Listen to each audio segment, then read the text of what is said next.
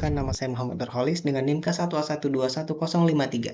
Oke, kali ini saya akan menjelaskan mengenai morfologi, habitat, adaptasi, reproduksi, manfaat ekonomi dan manfaat ekologi, serta nilai gizi dari Tridacna crucea.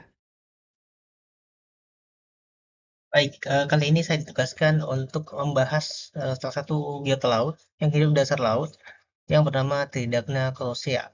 Baik, tanpa berlama-lama, langsung saja kita mulai.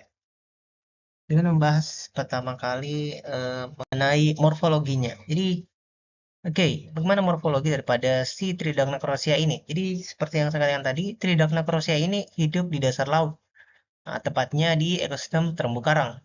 Dia menancap pada terumbu-terumbu karang. Nah, jadi seringkali juga disebut sebagai kima pembor karena sifatnya yang membor terumbu karang dengan menancap di situ.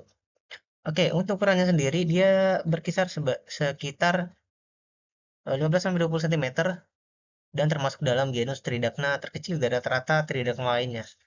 Hampir seluruh cangkang dari Tridacna crucea ini ya dia tertanam dalam satu substrat sehingga hanya tampak daripada mantel-mantelnya yang berada di luar.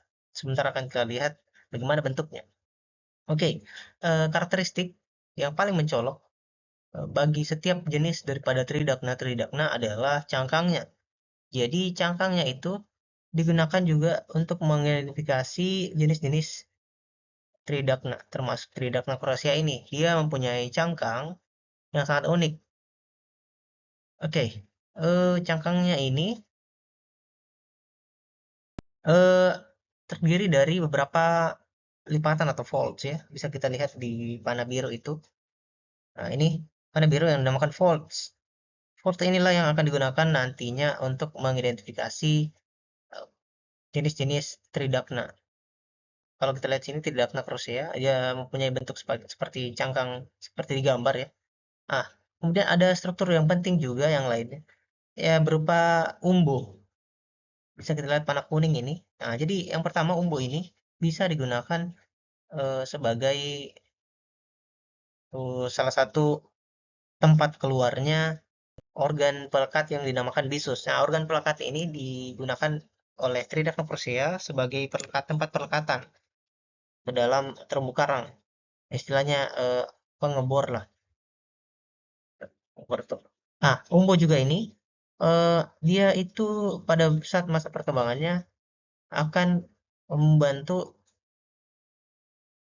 ini eh, merupakan tempat pusat pertumbuhan cangkang daripada Tridacna crucea ini.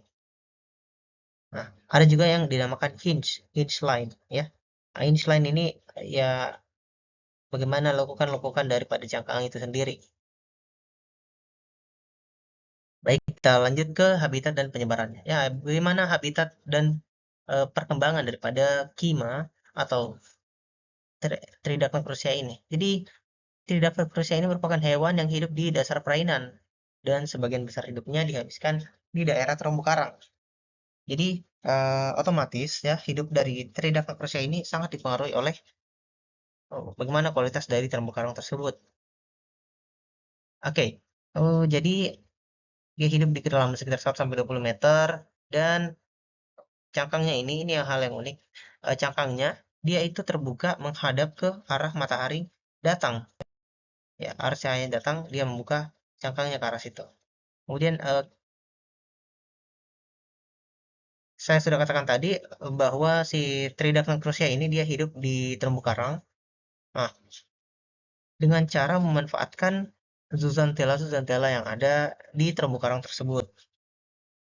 Ya, zooxanthella ini yang pertama dia melingkupi sebagian atau seluruh daripada mantel atau cangkang daripada Tridacna crucea ini ya untuk sebagai eh, ya, pelindung lah dari mangsa si Tridacna crucea. Kemudian yang kedua dia juga digunakan untuk makanan daripada Tridacna crucea ini. Nah, jadi dia saling bersimbiosis lah istilahnya. Istilahnya mantel kimia. Kalau tadi mantel fisika ya cangkangnya itu sendiri. Kemudian penyebarannya ini banyak tersebar di seluruh pesisir laut ya, terutama di daerah-daerah terumbu karang. Selanjutnya kita bahas mengenai adaptasi. Ya, adaptasi ini ya sangat penting bagi seluruh biota laut eh, yang ada di lautan, termasuk Tridacna crucia ini. Bagaimana pola adaptasinya? Yang pertama, dipengaruhi oleh substrat. Substrat ini sebagai tempat hidup, tempat mencari makan, juga tempat berlindung dari serangan predator, seperti yang sudah saya katakan tadi. Jadi, Tridacna crucia ini memiliki substrat berupa ini terumbu karang, juga pasir-pasir dalam laut. Jadi kita bisa biasa lihat di terumbu karang juga terbenam dalam pasir pasir dari laut. Kemudian suhu suhu juga sangat berpengaruh terhadap adaptasi daripada pola adaptasi daripada Tridacna crucia. Jadi suhu secara umum bisa dijadikan sebagai bioindikator untuk mendeteksi kehidupan di dalam laut. Nah, juga suhu ini eh, dapat mengakibatkan mortalitas jika terjadi perbedaan interval yang sangat signifikan di luar ambang batas daripada kehidupan Tridacna crucia, yakni sekitar 17 sampai 22 derajat Celcius. Di luar dari itu akan mempengaruhi proses pertumbuhan daripada si Tridacna crucia ini. Kemudian yang ketiga, kecerahan. Oke, ada satu fakta lagi. Eh, jadi si Tridacna crucia ini akan bersimbiosis dengan yang namanya alga, terutama green alga. Ya, jadi green alga ini kita tahu bersama dia melakukan fotosintesis untuk hidup. Karena dia bersimbiosis dengan Tridacna crucia, maka secara tidak langsung bahwa Tridacna crucia ini juga membutuhkan cahaya untuk hidup. Karena dia makan dan bersimbiosis dengan alga green alga tadi. Oke, jadi ketika tidak ada cahaya ya bisa juga mempengaruhi kehidupan dan pola adaptasi daripada si Tridacna crucia ini. Kemudian yang keempat adalah kecepatan arus. Kecepatan arus ya sangat penting untuk terutama dalam hal reproduksi daripada Tridacna crucia. Nah, bagaimana caranya? Jadi arus ini bisa membawa sel sperma dan sel telur daripada Tridacna crucia, karena kita tahu bersama dia melakukan pemijahan atau pembuahan secara eksternal. Nah, selain dalam hal reproduksi, karena kita tahu Tridacna crucia ini kurang bisa bergerak ya, mobilitasnya sangat kurang. Jadi sebagai bivalvi, nah jadi arus ini sangat penting untuk penyebarannya dan juga kemana dia dibawa dan beradaptasi di daerah tersebut. Kemudian yang kelima adalah salinitas. Salinitas itu sangat penting juga bagi Tridacna crucia karena hewan ini tidak sekuat hewan lain dalam hal salinitas. Jadi sedikit saja perubahan salinitas akan mempengaruhi seluruh kehidupan di Tridacna crucia. Jadi bagaimana caranya? Jadi tubuh dari Tridacna crucia ini sangat dijaga salinitasnya karena terdapat ion-ion yang sangat seimbang dalam tubuhnya. Jadi ketika terjadi ketidakseimbangan akan mengakibatkan keseimbangan fisiologis pada Tridacna crucia sendiri, sehingga mempengaruhi pola-pola adaptasi daripada Tridacna crucia. Baik, selanjutnya kita bahas reproduksinya. Reproduksinya di sini yang perlu kita ketahui adalah Tridacna crucia ini semuanya terlahir jantan atau kata lainnya adalah protandus. Protandus. Nah, seperti yang sudah saya katakan tadi, dia mengalami pembuahan yang bersifat eksternal dan mengeluarkan sperma terlebih dahulu, kemudian baru mengeluarkan eh, telurnya. Hal ini diperuntukkan untuk menghindari pembuahan sendiri. Nah, bagaimana caranya dia bersiklus? Bagaimana siklus hidupnya? Jadi telur ini yang dibuahi, dia akan dibuahi terlebih dahulu telurnya. Nah, dipengaruhi oleh arus dan dalam 12 jam itu dia akan berkembang menjadi tokopor bebas atau Libres tacophoros seperti yang lihat pada gambar. Dan 2 hari kemudian, hari kedua, Trichophoros libres ini akan berkembang menjadi larva Peligras libres.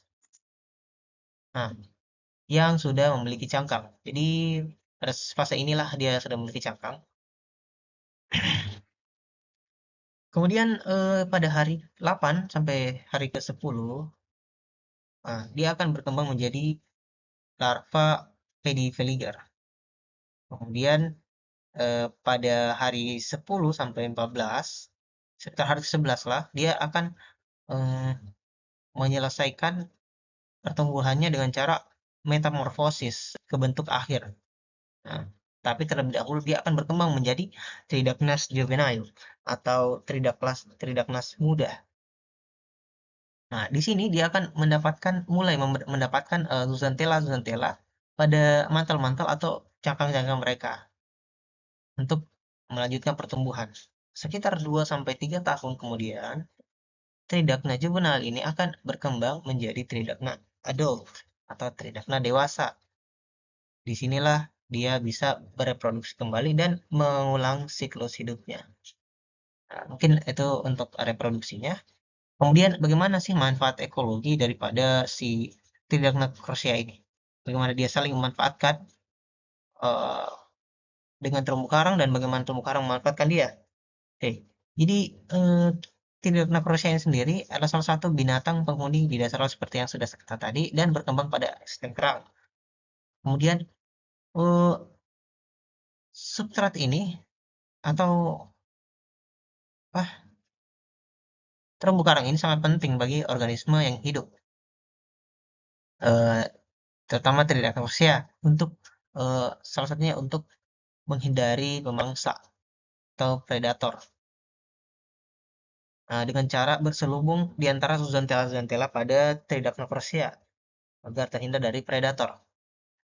Kemudian manfaat ekologi yang nyambung ke manfaat ekonomi daripada si Tridacna ini adalah biasanya para turis dan para penyelam itu yang mencari keindahan terumbu karang itu tidak sengaja menemukan juga keindahan daripada Tridacna ini. Jadi banyak penyelam juga yang mengambil daripada si Tridacna ini untuk dijadikan makanan ya. Karena kita sudah menyinggung makanan, maka kita akan menyinggung juga manfaat ekonomi daripada Tridacna ini. Nah, ini Tridacna ini juga dibutuhkan sebagai bahan makanan. Nah, salah satu organ daripada Tridacna ini yang dipakai untuk dijadikan bahan makanan adalah otot aduktor kimanya, otot aduktornya. Nah, inilah yang dipakai oleh masyarakat-masyarakat di Pulau Sembilan, Kabupaten Sinjai, untuk diolah menjadi eh, makanan dengan sayur nangka yang campur dengan kelapa parut. Jadi terlebih dahulu dioseng-oseng otot aduktor kimanya dan disangrai dan jadi makanan. Ada juga beberapa yang menjadikan Tridacna yang utuh ini sebagai hiasan untuk akuarium. Tapi perlu diingat lagi karena kita selalu menjaga diversity daripada biota-biota laut, maka jangan terlalu digunakan dalam hal untuk kepentingan pribadi seperti hiasan tadi.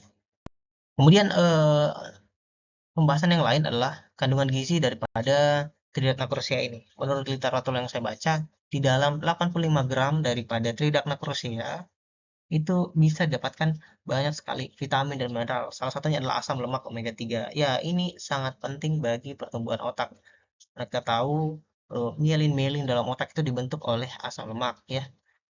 Jadi asam lemak omega 3 ini sangat membantu pertumbuhan otak. Kemudian banyak juga vitamin-vitamin neurogenik, terutama vitamin B12 dan juga yang lain tadi seperti asam lemak. Kemudian ada kandungan kalsium yang juga cukup tinggi. Kemudian ada vitamin C yang juga penting dalam tubuh manusia. Nah, ada sedikit fun fact atau ya, fakta menarik mengenai Tridacna cruziae. Jadi di wilayah timur Indonesia itu daging dari Tridacna cruziae ini dikeringkan dulu, kemudian dijadikan sebagai afrodisiak. Nah, untuk apa? Jadi dipercaya bahwa akan meningkatkan vitalitas dari kaum pria di Indonesia Timur tersebut ya. Ini mungkin yang menjadikan Tridacna ini menjadi tinggi ya. tingkat konsumsinya. Baik, mungkin itu saja yang bisa saya jelaskan mengenai Tridacnocrosia. Untuk lebih dan kurangnya saya mohon maaf, karena itu berasal dari kesalahan saya sendiri. Assalamualaikum warahmatullahi wabarakatuh. Terima kasih.